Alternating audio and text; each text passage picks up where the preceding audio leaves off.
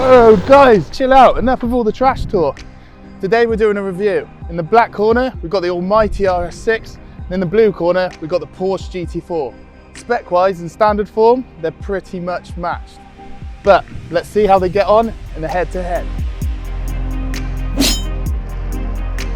Fight! So we'll start with the Porsche GT4.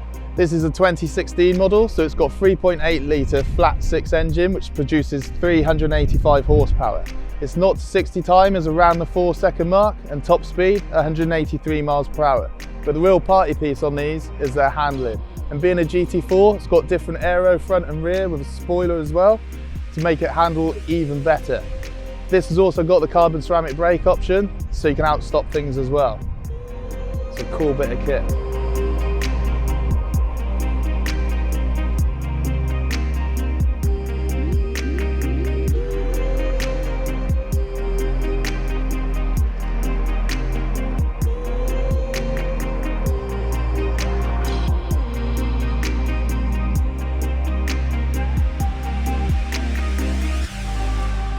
Now the Audi. This is a 2015 RS6. Out the box, it produces 605 horsepower via its 4-litre V8 twin turbocharged engine, top speed 155 miles per hour, and 0 to 60, 3.7 seconds. This is a bit different though. It's stage 2 tuned with bolt-on mods such as a full exhaust system, and is producing over 730 horsepower. And its top speed's de-restricted, so you could see over 200. That's insane. But don't rule out the GT4 just yet. Even though it's got half the power, it can lap a track faster than a GT3 on most circuits.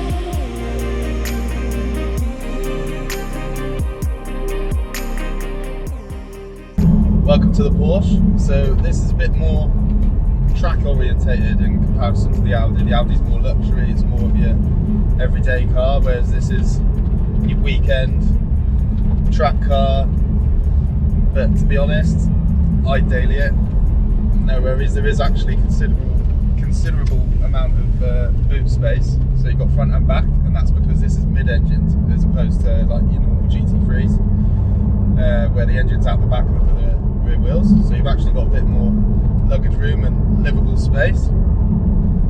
Yeah, it's got some really cool options as well. You've got Alcantara everywhere, so all the lower dash panels, door cards, steering wheel. On top of the dash you've got leather as well, so obviously that helps the dazzling effect, so racy boy bits. You've got chrono package as well, so that means you've got your stopwatch, analog stopwatch and bits and pieces like that. You've got carbon trim inlay all around the car as well. But to actually drive, it's really good. I mean, Porsches are just smashing it out the park at the moment. And the steering, everything on this is just, it's just right. Like the input, literally just point it and it goes. And the feedback you get through the steering is great.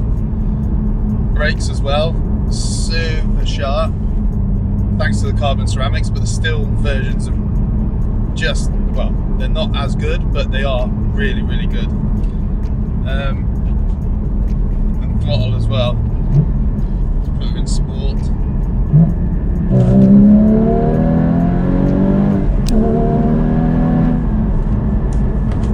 So as opposed to brute force like the Audi's got, you've really got to wring this car's neck.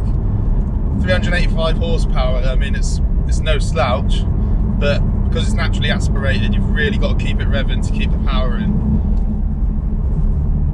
I really love these, like they are such a driver's car. Everything is set up perfectly for the driver. You've got your rev counter in the middle, steering position, you can get it perfect.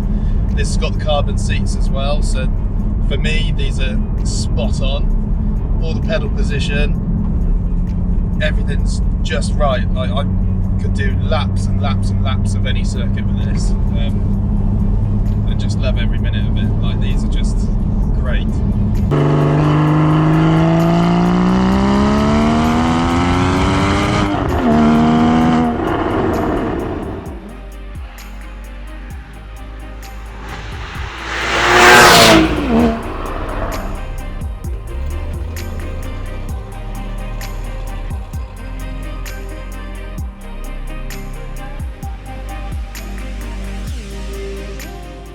So on the inside of the RS6 is everything you'd expect from a fast Audi. You've got carbon everywhere. This has also got the black leather option, so everything's black inside here. You've got your normal sat-nav, Bluetooth, DAB radio, all of that good stuff. So you're comfy as well. Mentioning comfiness, heated seats, which are a must-have in most modern cars. But the real reason we're here is its performance. This RS6 is pushing 730 horsepower. That's crazy. But on top of that, you've got a full Miltech exhaust system, which I'll give you a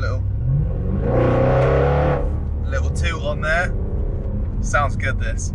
And 0 to 60 is usually about 3.7 seconds, but obviously with 130 more horsepower, it's going to be a lot less than that. This has also got an ECU tune as well, which tunes the gearbox, so your shifts are a lot faster.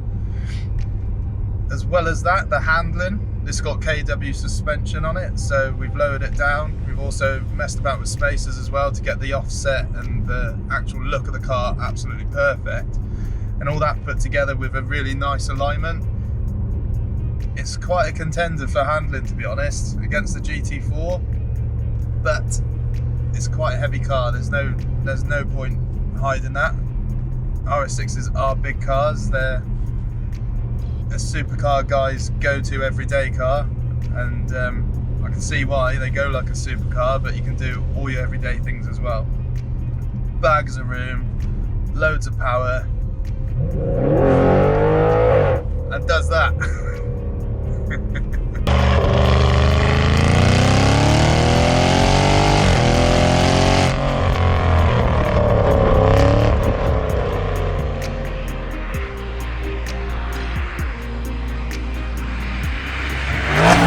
We've been out in both cars. In the black corner we've got the heavyweight, the Audi, 730 horsepower. In the blue corner we've got the lightweight, the GT4, with only 385 horsepower. The Audi, you point and squirt. It's got that much power. You get out of a corner and it literally punches you. It's insane. It's quite pulverizing, to be honest. Whereas the Porsche, you've really got to wring its neck to get its full capabilities. You have to dance it out of corners to, yeah, just send it. For me, I'm a little bit biased. I'm a track guy, so for me it's the Porsche. But the Audi, straight line performance. Porsche, all round. Fast drivers go fast around corners.